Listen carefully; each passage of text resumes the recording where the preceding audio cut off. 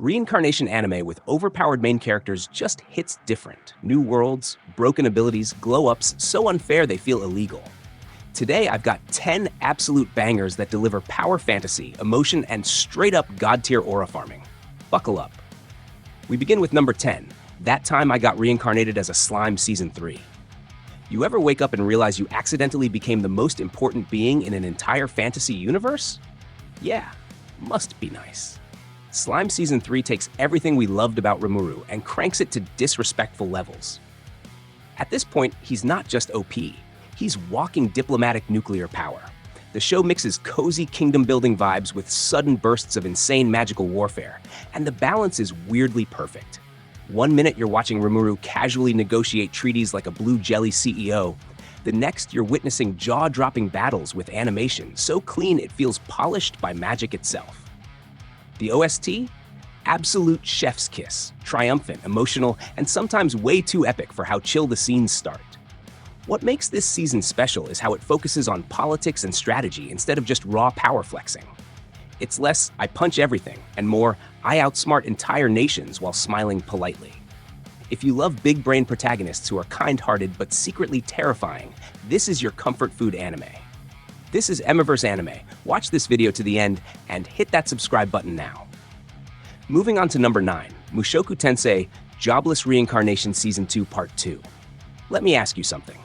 What if reincarnation wasn't just about power, but about actually fixing your messed up life? Mushoku Tensei is the emotional heavyweight of this list. Yeah, Rudeus becomes insanely strong, but the real journey is internal. Season 2 Part 2 leans hard into relationships, trauma, and personal growth, wrapped in one of the most beautiful fantasy worlds anime has ever produced. The animation feels handcrafted, like every frame was gently tucked into bed and told, "You're doing great, sweetie." The magic system has weight, the fight scenes feel earned, and the character interactions hit uncomfortably close to home. When the music swells during emotional moments, you feel it in your chest. This isn't just an OP MC show, it's a story about second chances. Watching Rudeus struggle, improve, fail, and try again makes his power feel meaningful instead of cheap. If you want reincarnation with heart, depth, and occasional emotional damage, don't watch this half asleep. Now looking at number 8, I was reincarnated as the 7th prince so I can take my time perfecting my magical ability. This anime really said, what if we gave a kid unlimited magical talent and zero stress? And honestly, I respect it. Our MC is reborn into royalty with one goal, master magic for fun. No tragic revenge plot, no looming demon lord, just pure, unfiltered nerd energy.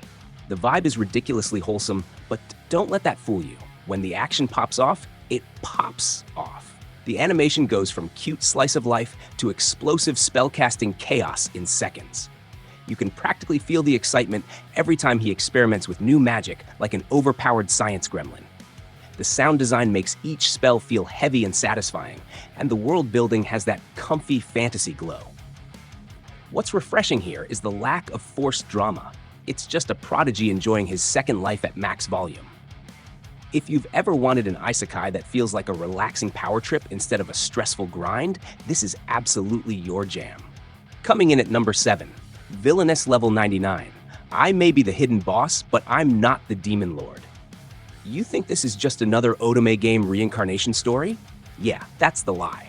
This show takes the classic villainous formula and injects it with hilarious absurdity. Our girl Yumiella just wants a quiet life, but unfortunately, she reincarnated with stats so broken they scare the entire kingdom. Watching her accidentally flex on everyone without even trying is peak comedy. The animation leans into exaggerated reactions, making every awkward social moment 10 times funnier.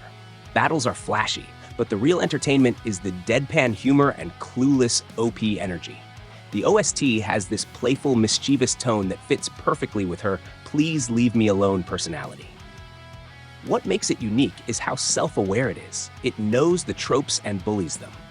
If you like overpowered protagonists who are unintentionally terrifying while being socially awkward disasters, this anime is criminally underrated.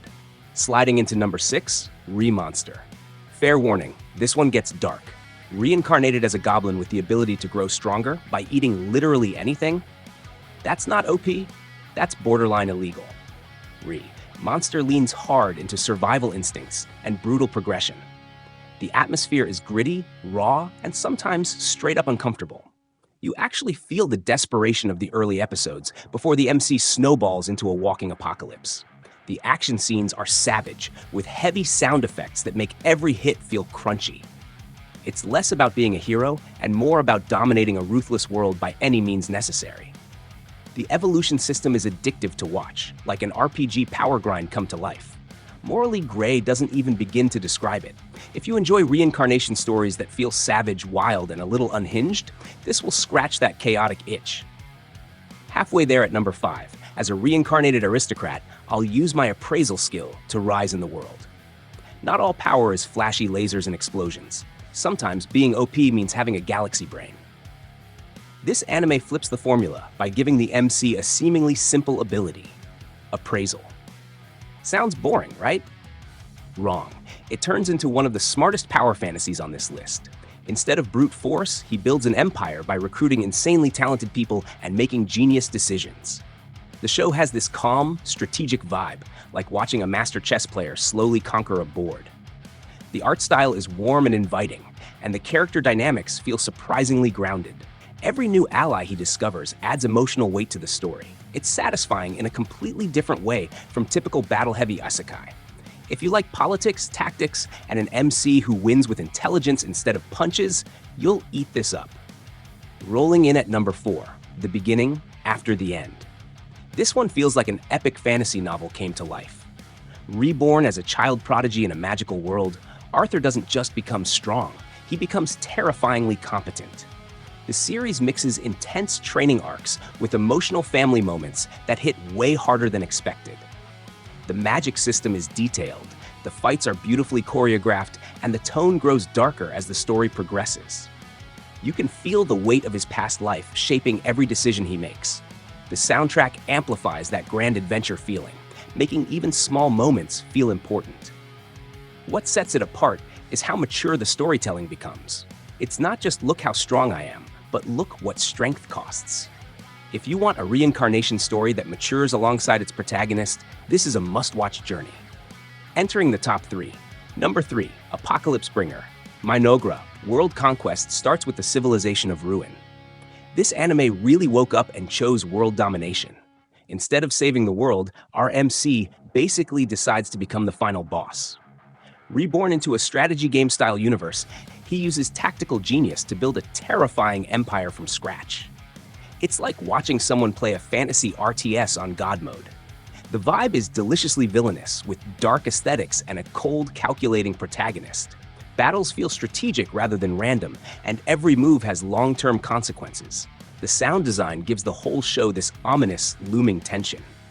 You're not rooting for a hero, you're watching the rise of a mastermind. If you've ever wanted an isekai where the MC says, "Peace was never an option," congratulations. You found your new obsession. Almost at the top, number 2, a wild last boss appeared. Imagine being reincarnated as the strongest being in existence, and everyone is absolutely terrified of you. That's the energy here. Our protagonist returns to a world where their past self was basically a mythic calamity. The mix of humor, action, and overwhelming power is insanely fun. The animation during big fights feels explosive, with crazy scale abilities that make normal heroes look irrelevant. There's this constant sense of mystery as the MC uncovers what their previous incarnation actually did. The soundtrack goes hard, giving every confrontation a legendary aura. It nails that perfect balance between comedy and, oh wow, this character is unfairly broken. If you like reincarnation stories with massive lore, ridiculous power gaps, and hype moments, do not skip this sleeper hit. And finally, number 1, the most heretical last boss queen.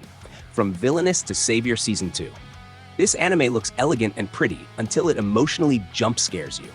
Pride is one of the most fascinating reincarnated MCs ever. Insanely powerful, morally complex, and constantly fighting against a doomed future she remembers. Season 2 doubles down on everything great about the first. Sharper animation, heavier drama, and stakes that feel genuinely intense. The character relationships are the heart of the series, and every decision carries emotional consequences. The OST elevates quiet moments into tearjerkers and turns battles into spectacles. What makes it number one is how it blends OP abilities with heartfelt storytelling. It's not just about being strong, it's about choosing kindness when power makes cruelty easy. If you want reincarnation with depth, emotion, and true main character energy, this deserves the crown. Alright, legends. Which one did I underrate? Which anime deserved a higher spot? And what OP reincarnation gem did I miss? Fight me in the comments, respectfully, of course.